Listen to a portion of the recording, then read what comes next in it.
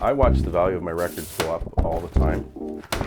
Everything is cataloged on Discogs, and at the high-end value, the records in this room have sold for $85,000. I look at that number every day. It's like the stock market. It's doing much better than my mutual funds. She does get to the point where sometimes she's like, I thought you said you were done buying records. And I'm like, yeah. Which we all know as collectors, it's not really ever true. Record collecting is on the rise. In 2022, vinyl sales surpassed CD sales for the first time in 35 years. And like many, my collecting has just begun. Come along with me on my first year of collecting as I talk with other vinyl collectors, local record store owners, as well as bands about what makes them spin. On this episode, collectors share their feel-good albums, and we discuss the increasing value of vinyl. We'll visit the Cozy Galaxy Records, and we'll catch up with Talking Violet to talk about the whole vinyl package. I'm Six Langman, and this is Spinning Stories. Vinyl can get expensive, but sometimes it's just about the music. This is in heavy rotation at our house. It puts our family in a great mood. I put this on, first track, Summer of Love, orange popsicles and lemonade. This melts my cares away. It's such an underrated album by the B-52s. Mountain Song by Jane's Addiction, here we go again. Jane's Addiction's gonna sound like my favorite band, and they're definitely in the top 10, but they're not alone, that's for sure. Them Crooked Vultures, anything heavy, really.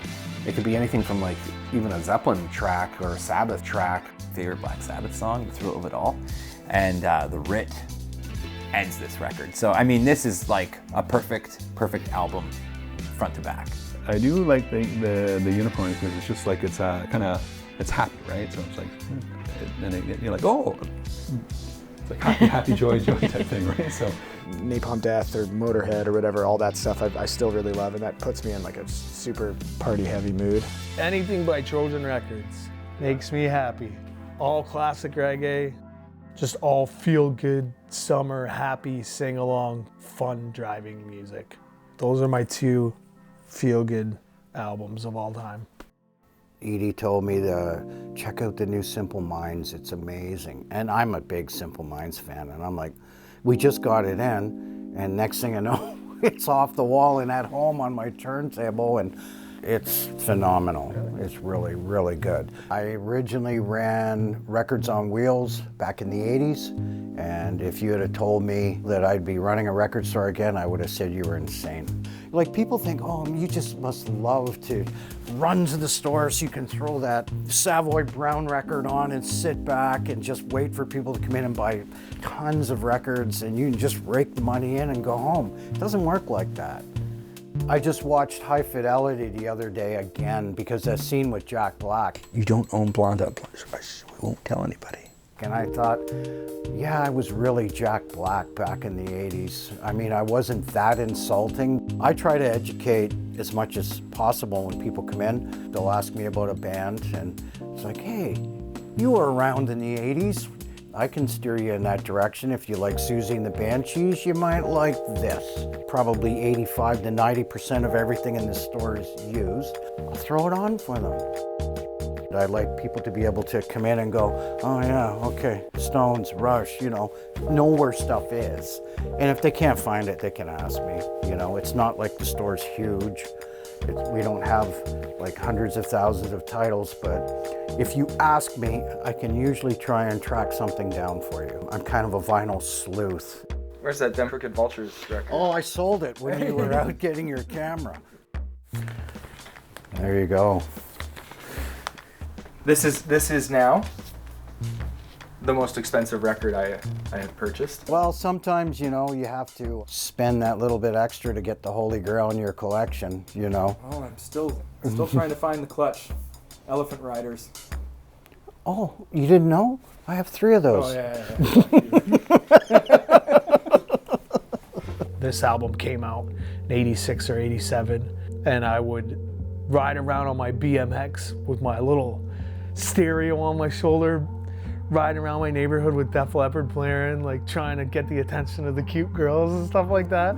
And I've just I fell in love with every song from over listening to it. And it took me years to find a good, really nice remade, remastered version on vinyl. But Chantal got it for me for Christmas a few years back, and yeah, I love it. If the record means something to me, or I'm like, okay, I've wanted this for a long time, I don't have a limit really. Like, I'm not the guy who's gonna buy a couple $100 record ever, but yeah, no, it's just it's going with the flow of it. That's like my main approach to most things, is just like show up, hang out, see what happens. Hey, look at that, that's pretty cool. Gonna adopt that into my life. I think the most I've ever spent on a record is probably $100. It was just low print run, one of my favorite bands. I had it on like the Discogs radar. Like, if one of these comes available, please notify me, because I would really like to have a copy of it. Everybody who's watching this right now has a copy of this. Everybody's got a copy of this. A repressed copy of it, because they really didn't press too many of them. This is a near mint copy of first US pressing. And I think Discogs has it as like $700 now for one record. It's a little ridiculous, but it's just like anything, supply and demand, right? I've limited myself to 1,000 records. Nothing can enter this room unless it's a more vintage, better graded record. I say to Annette, I bought this record for $20. It's worth $100. And she said, oh, are you gonna sell it? I said, no. So, well, it's not worth $100 then, is it? No, I guess it isn't. When we built this house, there was something that kind of came up and it was out of our budget, but we really wanted it. I looked around and I was like, I can take care of it. And my wife's like, how are you gonna do that? I said, don't, leave it with me. So I pulled some things that I had purchased for nostalgia. They were highly collectible, worth a lot of money, but I never played them because the sound quality was just not great. So I pulled these records and I walked into the record store and they were like, oh my God, yeah, I can sell these like today. Leave them with me. And then by the end of the week, I think I'd sold just under 100 records, got $6,000, paid for whatever we needed for the house, and moved on. And then fast forward, I just find the records again and buy them again. The albums that I personally buy are on vinyl, and I feel that like people who listen to our music and just like other indie bands in general, like those are the people who are collecting vinyl. So it just made sense to press it on vinyl. And we see it at shows, like we sell way more vinyls than we do CDs. Like, that's just the reality. Yeah.